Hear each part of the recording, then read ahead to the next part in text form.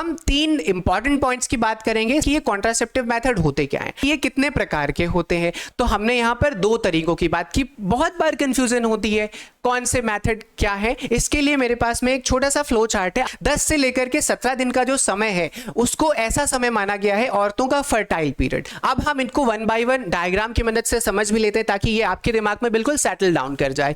Permanent method में abortion 2 तरीके का हो सकता है। ये एक परमानेंट तरीका है प्रेगनेंसी को खत्म करने का। क्यों कॉन्ट्रासेप्शन जरूरी है?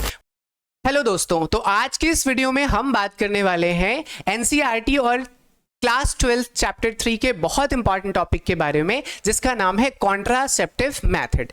हम 3 इंपॉर्टेंट पॉइंट्स की बात करेंगे। सबसे पहला है कॉन्ट्रासेप्टिव मेथड होते क्या हैं, दूसरा ये कितने प्रकार के होते हैं, और तीसरा सबसे जरूरी कि इनका यूज क्या होता है, इनके फायदे क्या हैं।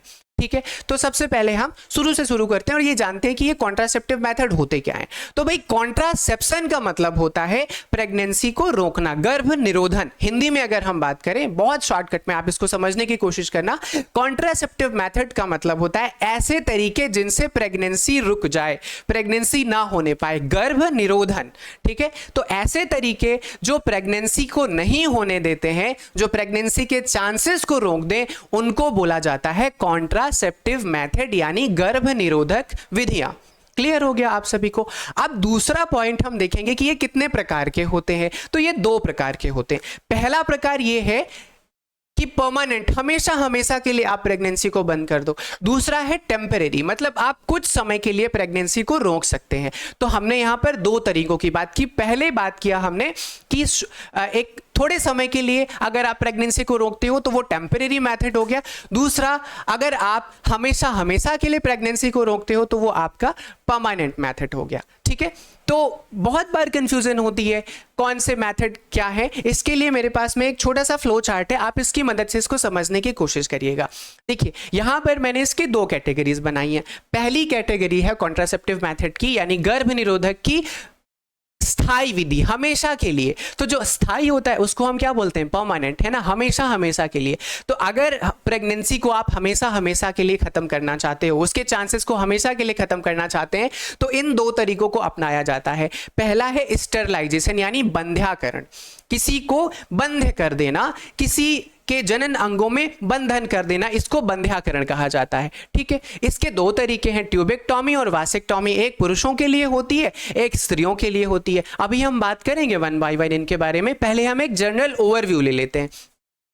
दूसरा है एबॉर्शन, मतलब प्रसव के पहले ही गर्भ को समाप्त कर देना, इसको बोला जाता है एबॉर्शन। समझ में आ गया? ठीक है, अब हम बात करते हैं टेम्परेरी मेथड की, मतलब जब आप थोड़े समय के लिए, थोड़े समय के लिए प्रेगनेंसी को रोक दो, इसको हम टेम्परेरी मेथड कहते हैं। अब इसके भी 2 कैटेगरीज हैं। एक कैटेगरी है जो नेचर ने हमें दी है, ठीक है। दूसरी कैटेगरी है जो हमने बनाई है, जो आर्टिफिशियल है, जो मैन मेड है। ठीक है, आप देखो, इनके बारे में हम पहले डिटेल से बात करते हैं, फिर उसके बाद हम परमानेंट मेथड की बात करेंगे। अब देखो, पहला तरीका है नेचुरल, जो बाय नेचर हमको प्राप्त है। वो कौन कौन से ऐसे तरीके हैं जिनसे प्रेगनेंसी नहीं हो सकता है? तो सबसे पहला है पीरियोडिक एब्स्टिनेंस। पीरियोडिक एब्स्टिनेंस का मतलब क्या होता है? इसको सिंपली अगर हम समझें तो ऐसा समय जब स्त्रियों के अंडाणु बाहर होते हैं, तो उस समय पुरुषों को उनके साथ संबंध बनाने से बचना चाहिए। इसको कहा जाता है पीरियोडिक एब्स्टिनेंस। अगर हम अंडोत्सर्ग की बात करें तो ये करीब करीब 14 से 15 दिन का समय ऐसा होता है जब अंडाणु बाहर आते हैं। तो ये माना गया कि 10 से लेकर के 17 दिन का समय, ये समय आगे पीछे भी हो सकता है, 10 से लेकर के 17 दिन का जो समय है उसको ऐसा समय माना गया है औरतों का फर्टाइल पीरियड। तो उस समय किसी को भी अगर प्रेगनेंसी के चांसेस को कम करना है तो स्त्रियों के साथ संबंध बनाने से बचना चाहिए। तो इस मेथड से अगर इसको फॉलो करते हो आप तो प्रेगनेंसी के चांसेस निल हो जाते हैं। दूसरी अगर हम बात करें लैक्टेशनल एमेनोरिया की, ये क्या है? स्तनपान अनार्तव। शुद्ध हिंदी में इसको स्तनपान अनार्तव बोला जाता है। मतलब स्त्रियां जब तक अपने बच्चों को दूध पिलाती हैं तो उससे भी प्रेगनेंसी के चांसेस घट जाते हैं। कैसे?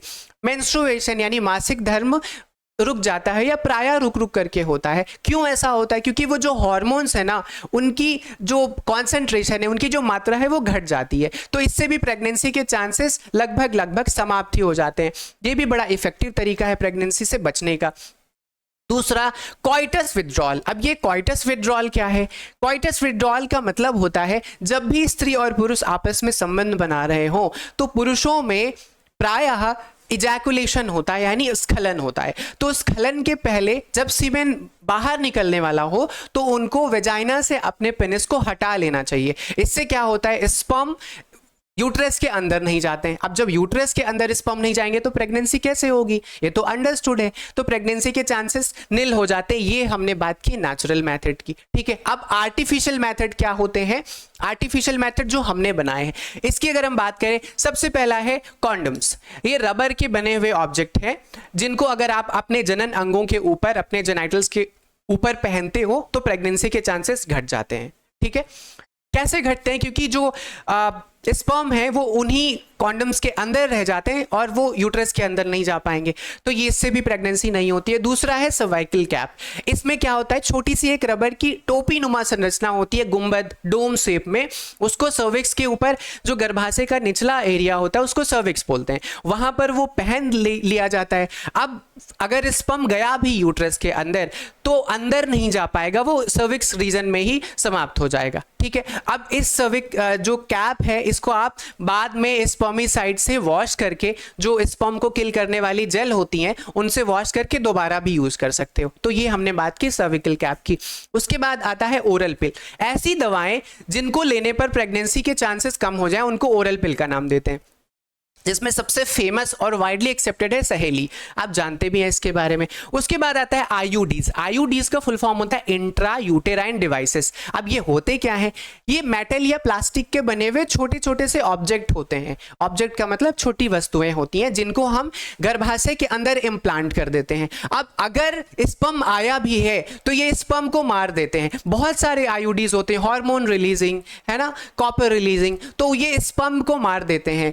फैगोसाइटोसिस स्पर्म की बढ़ा देते हैं जिससे स्पर्म मर जाते हैं। अब जब स्पर्म ही मर गया तो कैसे फर्टिलाइजेशन होगा, है ना। तो ये भी अंडरस्टूड है कि प्रेगनेंसी का चांस निल हो जाएगा। तो ये हमने टेम्परेरी मेथड की बात की। अब हम इनको वन बाय वन डायग्राम की मदद से समझ भी लेते हैं ताकि ये आपके दिमाग में बिल्कुल सेटल डाउन कर जाए। सबसे पहला हमने बात किया था लैक्टेशनल अमेनोरिया की। तो देखिए यहाँ पर एक आपको फीमेल दिखाई देगी, ये फीमेल अपने बच्चे को ब्रेस्ट फीडिंग करा रही है, स्तनपान करा रही है। तो इसका मतलब ये भी एक इफेक्टिव तरीका है प्रेगनेंसी को खत्म करने का। दूसरा मैंने आपको बताया था ये सर्वाइकल कैप। तो ये वाला रीजन जो आप देख पा रहे हो ना, इस रीजन में एक छोटी सी कैप को पहन लिया जाता है जिससे स्पर्म अगर यूट्रस के अंदर जा भी रहे हैं तो वो जा नहीं पाएंगे, यहीं पर रुक जाएंगे। तो ये हो गई बात सर्विक्स की। दूसरा है यहाँ पर कॉन्डम्स। अब देखिए कॉन्डम मेल और फीमेल दोनों तरीके के हो सकते हैं। अगर इनको यूज करती हैं फीमेल या मेल तो इससे भी प्रेगनेंसी के चांसेस निल हो जाते हैं। और सबसे अच्छी बात ये कि ये सेक्सुअली ट्रांसमिटेड इन्फेक्शन, जो यौन संचारित रोग है, उससे भी बचाव करते हैं। उसके बाद है कुछ ऐसी क्रीम, जेली या टैबलेट्स जो स्पर्म को किल कर देती हैं, स्पर्म को मार देती हैं। तो इसमें बहुत सारे फोम आते हैं, बहुत सारी जेलीज आती हैं, बहुत सारे जेल आते हैं जिनको अगर आप अपने जनन अंगों पर लगाते हैं तो उससे भी स्पर्म मर जाते हैं। प्रायः ये फीमेल यूज करती हैं। तो इसको अगर आप वो अपनी जनन अंगों पर लगा रही होती हैं तो स्पर्म मर जाता है और प्रेगनेंसी के चांसेस निल हो जाते हैं। उसके बाद हम बात कर लेते हैं परमानेंट मेथड की। परमानेंट मेथड में मेरे पास यहाँ पर दो चीजें हैं। एक तो मेल में स्टरलाइजेशन किया जाता है। मैंने यहाँ जो भी परमानेंट मेथड बताया था उसमें आपको बताया था कि स्टरलाइजेशन के दो तरीके हैं, एक है ट्यूबेक्टोमी और दूसरा है वासेक्टोमी। हम जब मेल में इस बंध्याकरण करते हैं, पुरुषों की नसों को अगर हम काटेंगे तो इस अवस्था को हम मेल स्टरलाइजेशन यानी वासेक्टोमी का नाम देते हैं। इसमें किया क्या जाता है, ये जो आपका वास डिफरेंस का छोटा सा नलिका है ना, ये जो छोटी सी ट्यूब है उसको काट करके बांध दिया जाता है जिससे कि शुक्राणु का स्खलन नहीं हो पाता और प्रेगनेंसी के चांस घट जाते हैं। दूसरा है ट्यूबेक्टोमी यानी फीमेल की ट्यूब्स को काट करके बांध देना। जैसे इसे हमने मेल में किया था वैसे हम यहाँ पर फेलोपियन ट्यूब्स को काट करके बांध देंगे और क्या होगा, अंडोत्सर्ग नहीं हो पाएगा और प्रेगनेंसी के चांसेस घट जाएंगे। ठीक है, अब इसमें हम करते कैसे, लैप्रोस्कोपिक माध्यम से करते हैं। एक चीज आपको बता दूं, ये वाला इतना एक्सेप्टेड नहीं है जितना कि फीमेल का स्टरलाइजेशन एक्सेप्टेड है। अत्यधिक फीमेल इसी को अपनाती हैं परमानेंट मेथड के लिए और मेल में प्रायः ये कम देखने को मिलता है। ठीक है, तो ये हो गए परमानेंट मेथड की बात। अब दूसरा मैंने बताया था आपको परमानेंट मेथड में एबॉर्शन। एबॉर्शन दो तरीके का हो सकता है। अगर तो वो अपने आप होगा, उसको हम किस नाम से जानेंगे? उसको हम जानते हैं मिसकैरेज के नाम से। स्पॉन्टेनियस एबॉर्शन, अच्छा अपने आप से हो गए तो वो मिसकैरेज है।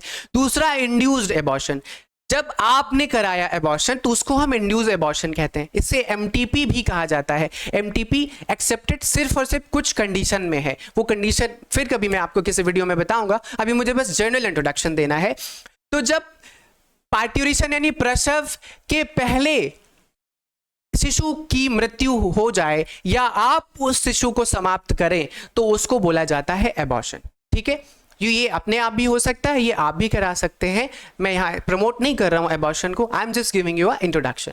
तो ये एक परमानेंट तरीका है प्रेगनेंसी को खत्म करने का। क्यों कॉन्ट्रासेप्शन जरूरी है? बढ़ती हुई जनसंख्या को देखते हुए कॉन्ट्रासेप्शन इसीलिए आवश्यक है ताकि जनसंख्या नियंत्रित हो। तो भारत सरकार के द्वारा इनको इसीलिए प्रमोट किया जाता है ताकि कम जनसंख्या हो, कम जनसंख्या होगी, लोग संतुलित होंगे तो उनको शिक्षा, रोजगार, स्वास्थ्य इत्यादि की सुविधाएं भी बड़ी आसानी से दी जा सकती हैं। कैसा लगा आज का ये वीडियो कमेंट बॉक्स में जरूर बताइएगा। Thank you very much, see you in the next video. इसी तरीके की वीडियोस के लिए सब्सक्राइब करें टारगेट बोर्ड को।